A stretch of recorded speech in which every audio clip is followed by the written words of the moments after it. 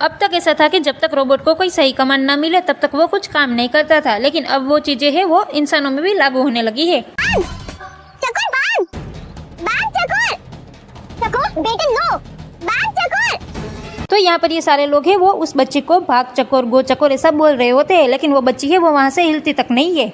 और आधे घंटे तक ऐसे ही करने के बाद कहीं दूर से एक आदमी आता है और वो आने के बाद कुछ ऐसा बोलता है, दौड़ो चकोर, दौड़ो। तो असली कमांड था दौड़ो चकोर। और वो सारे लोग हैं वो भाग चकोर गो चकोर ऐसा बोल रहे थे, तो चकोर थोड़ी ना दौड़ती। बात तो सही है। दौड़ो चकोर सुनते ही वो बच्चे सिर्फ दौड़ने नहीं लगती बल्कि इतना तेज दौड़ती है कि वो रेस भी जीत जाती है। भाई साहब कुछ ज्यादा नहीं हो गया ये? मतलब कुछ भी।